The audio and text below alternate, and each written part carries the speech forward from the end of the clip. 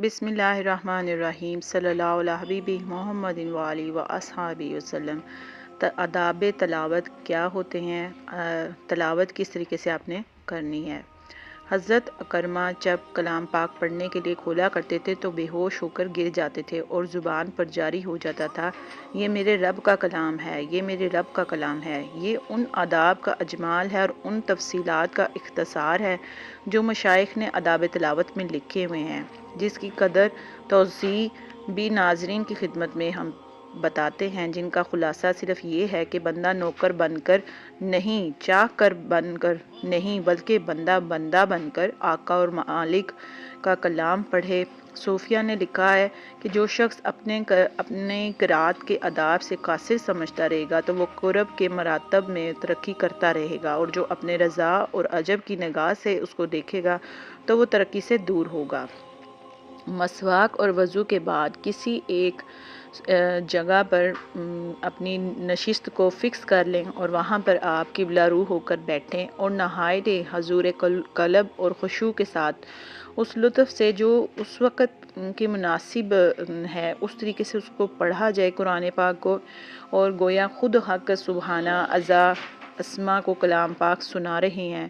اگر وہ معنی سمجھتا ہے تو تدبر اور تفکر کے ساتھ آیت اور عدد رحمت پر دعائے مغفرت اور رحمت مانگے اور آیات عذاب اور وعید پر اللہ سے پناہ چاہے کہ اس کے سوا کوئی بھی چارہ ساز نہیں ہے۔ بے شک تو آیت کریمہ جون سی ہیں ان پر سبحان اللہ کہے، ہر آیت کے اوپر سبحان اللہ کہے، اور از خود تلاوت میں رونا نہ آئے تو با تکلف رونے کی سعی ضرور کرے۔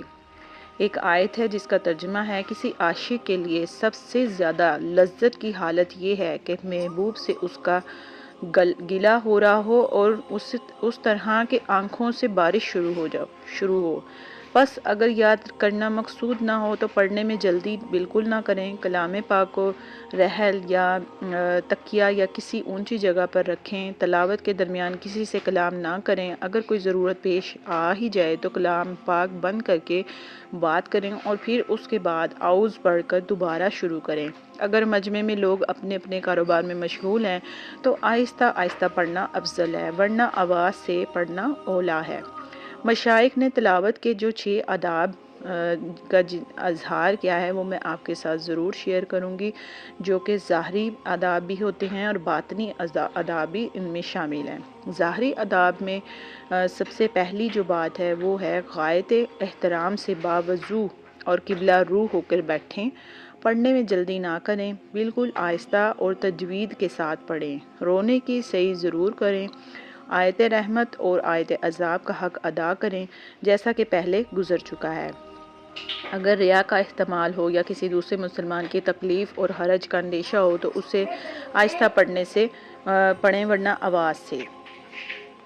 خوش الحانی سے پڑھے کہ خوش الحانی سے کلام پاک پڑھنے کے بعد بہت سی احادیث میں یہ تاکید آئی ہے کہ آپ خوشی کے ساتھ بالکل اللہ تعالیٰ کے حضور، اللہ تعالیٰ کو سامنے حاضر ناظر جان کر کلام پاک پڑھیں تاکہ آپ کے دل کو بھی سکون ملے۔ اور جو باطنی آداب ہیں ان میں شامل ہے کہ کلام پاک کی جو عظمت ہے اس میں دل میں رکھیں کہ کیسا عالی مرتبہ کلام ہے۔ حق سبحانہ تقدس کے عال و شان اور رافت و کبریائی کو دل میں رکھے، جس کا کلام ہے دل کو وسواس اور خطرات سے بالکل پاک رکھے، معافی کا تدبر کرے اور لذت کے ساتھ پڑھے۔ حضور صلی اللہ علیہ وسلم نے ایک شب تمام رات اس آیت کو پڑھ کر گزار دی کہ اے اللہ تو اگر آپ ان کو سزا دیں تو یہ آپ کے بندے ہیں، اور اگر آپ ان کو معاف فرما دیں تو آپ زبردست ہیں، حکمت والے ہیں۔ سعید بن جبیر رضی اللہ عنہ نے ایک رات اس آیت کو پڑھ کر صبح کر دی کہ او مجرموں، آج قیامت کے دن فرمانبرداروں سے الگ ہو جاؤ۔ جن آیات کی تلاوت کر رہا ہے دل کو ان کے تابع بنا دیں۔ مثلاً اگر آیت رحمت زبان پر ہے دل سرور محض بن جائے، اور آیت عذاب ہے اگر آ گئی ہے تو دل لرز جائے۔ کانوں کو اس درجہ متوجہ بنا دے کہ گویا خود حق سبحانہ اور تقدس کلام فرما رہے ہیں اور یہ سن رہا ہے۔ حق تعالیٰ شانہ محض اپنے لطف و کرم سے مجھے بھی ان آداب کے ساتھ پڑھنے کی توفیق عطا فرمائے اور آپ کو بھی پڑھنے کی توفیق عطا فرمائے جو میری اس ویڈیو کو سن رہا ہے۔ ہمارے چینل میں دینی اسلامی معلومات کے لیے بہت ساری ویڈیوز انشاءاللہ آئیں گی۔ ہماری ویڈیوز کو اگر پسند آئیں تو لائک کر دیں، شیئر کر دیں، کمنٹ کر دیں اور سبسکرائب کر دیں۔ اللہ نگہبان۔